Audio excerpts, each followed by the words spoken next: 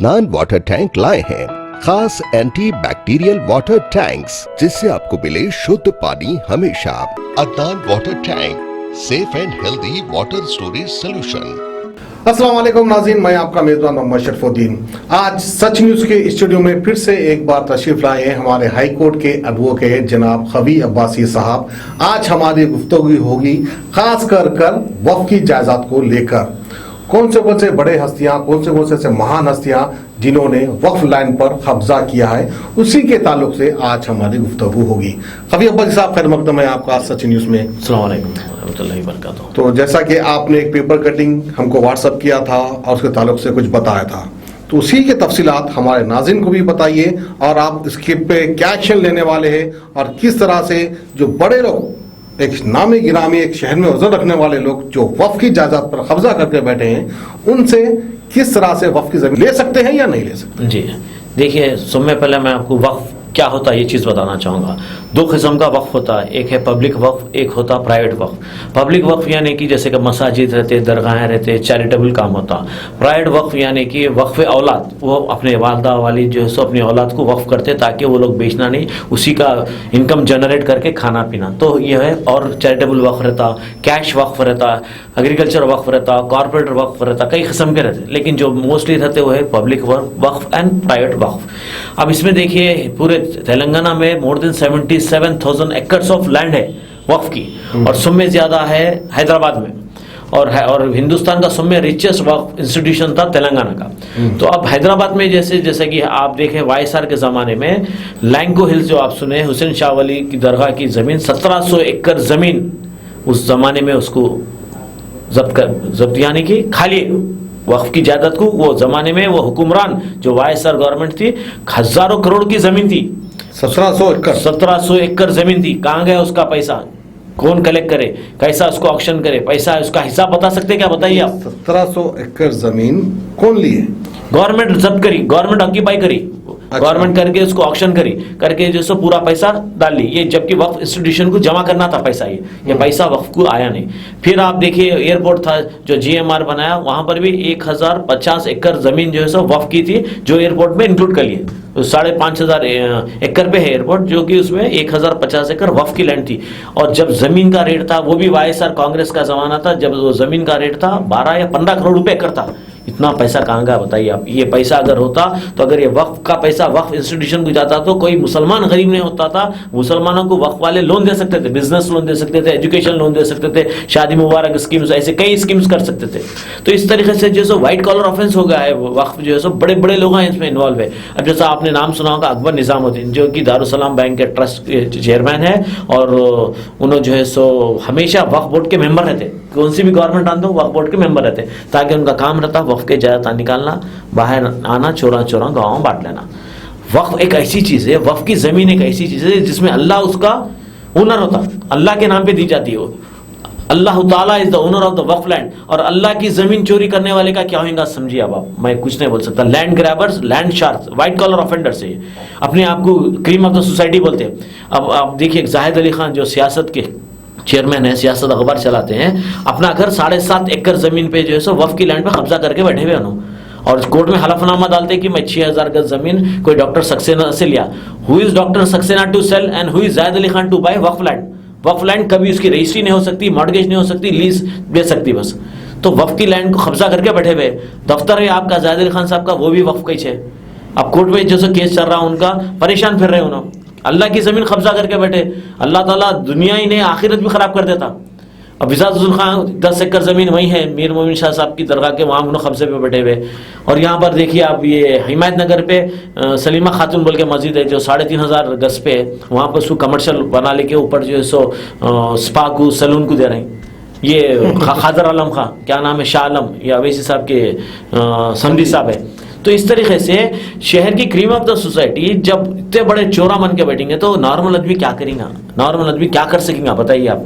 बड़े अफसोस की बात है। मैं अपील करता हूँ ये जितने व्हाइट कॉलर ऑफेंडर्स है, व्हाइट कॉलर वक्फ के ज्यादा थे, दुनिया खराब नहीं हो रही, आपकी आखिरत भी खराब हो रही है, आपकी आल औलाद के सामने आएंगे। अल्लाह की जमीन चोरी कर रहे हैं आप। It is a land of almighty Allah, साफ लिखा हुआ है, साफ अल्फाज में लिखा हुआ है, waqf land is a land of almighty Allah. तो ऐसे जमीन आप जब कब्जा करके बैठेंगे तो इसके तो नतीजे बहुत खराब निकलेंगे। साहब समझ में नहीं आता कि हमारे शहर की, खास कर हमारे तेलंगाना की मुस्लिम आवाम को हम किस तरह से समझाएं कि भाई आके निकलो, जानो पहचानो, आप कितने अमीर बन सकते, आप क्या हासिल कर सकते, आपके हक में क्या क्या है, ये चीजें हम कैसे बताएंगे हमारी कौम के लोगों को? अवेयरनेस लाना है भाई। अगर जिसको भी वक्फ का अगर कुछ प्रॉब्लम है हमारे कहने आइए, आप कोई वक्फ कब्जा करके बैठा, हम कोर्ट में केस फ्री डालेंगे, उसको इंशाल्लाह ताला इंसाफ मिलेगा। वो जायदाद वक्फ का रासो वाले को हम आपको वायदा करते हैं, वक्फ की जायदाद हमारे कई केसेस चल रहे हैं हाई कोर्ट में और पूरे अल्हम्दुलिल्लाह 99% हम जीत रहे हैं वक्फ के। नहीं खबीर साहब, मेरा बोलने का मतलब ये है कि वक्फ जायदाद है, खुली पड़ी हुई है। अब जो जिसको मालूमात है, जो ताकतवर है, उन्हें जाएगा कब्जा कर लेंगे या कुछ भी कर लेंगे, जुगाड़ कर लेंगे, आप बैठ जाएंगे कब्जे पे। अब ये वक्फ की जो जायदाद है, मुसलमानों की जो जायदाद है, ये गरीब आवाम को दे सकते ना साहब? ये वक्फ बोर्ड का काम है, वक्फ बोर्ड के अहदेदारों का काम है कि वो लोग जो सो टेंडर कॉल करे, वो लोग जो है सो लीज पे देने के लिए जो सो पब्लिकेशन करे, नोटिस बोर्ड पे लगाए कि फलाना फलाना जायदाद जो सो खाली है, जो कोई जो कारोबार करना चाह रहे हैं आइए, आके फॉर्म भरिए। तो चेयरमैन वक्फ का जो है सो काम है। एक्चुअली चेयरमैन भी क्या करेगा, वो भी बेचारा बेबस है, वो भी बेचारा जो है सो निहत्ता है, वो रह के भी नहीं है जैसा है उन्हें। तो मेरा बोलने का मतलब ये है कि गवर्नमेंट एक ऐसे officer, IAS IPS retired officer को अपॉइंट करना चाहिए। लेकिन यहाँ पर गवर्नमेंट खुद खा जा रही है वक्फ की जायदाद, मुसलमानों की जायदाद, तो किसके पास जाएंगे इंसाफ के लिए बताइए आप? तो आप ऐसी हुकूमत को लेके आइए जो मुसलमानों के वक्फ के जायदाद संभाल सके, मुसलमानों को हक दिला सके। वक्फ कर दिए का इसका मतलब ये नहीं कि अल्लाह की जमीन अब्दुल्ला का कब्जा, ये हो ही नहीं सकता। ये बचाएंगे तो किससे बचाएंगे? लैंड ग्रैबर्स, बड़े बड़े शार्क से। तो एक काबिल तरीन चेयरमैन, काबिल तरीन CEO तो हमारे IPS है शाहनवाज कासिम साहब, बहुत अच्छे अल्हम्दुलिल्लाह। आई जब से उन्होंने बहुत स्ट्रिक्ट है, लेकिन ये हम कब तक चलेगा? ये हर एक ऑफिसर आप देखिए वैकेंसीज खाली है वक्फ बोर्ड में, जो है सो इतने वैकेंसीज खाली है, खाली डेपुटेशन पे लाके बिठा दे रहे हैं, कॉन्ट्रैक्ट लेबर के जैसा आउटसोर्सिंग लेके आ रहे हैं। परमानेंट एम्प्लॉइज है ही नहीं, ना माइनॉरिटी कमीशन में है, ना माइनॉरिटी वेलफेयर डिपार्टमेंट में है, ना वक्फ में। एक जो है सो करीब 15-20 साल से अपॉइंटमेंट्स नहीं है मुसलमानों के इंस्टीट्यूशन से, बोल के वैकेंसीज खाली रखे, उसमें वैकेंट है, वो पहले फुलफिल करना। गवर्नमेंट का काम बनता कि वो वैकेंसीज फुलफिल करना। चलिए आखिरकार वक्फ के जायदाद को हम किस तरह से बचाएं? अवाम का क्या सपोर्ट खबीर साहब को चाहिए, हमारा मीडिया का सपोर्ट क्या खबीर साहब को चाहिए, किस तरह का सपोर्ट चाहिए, आखिर हम बचाएं तो कैसे बचाएं? देखिए साहब, मैं एक आदमी से नहीं होता, ये सब मिलके, ये group of people should do this work. मैं एक आदमी मैं कोर्ट में लड़ूंगा, कितने केसेस में लड़ूंगा?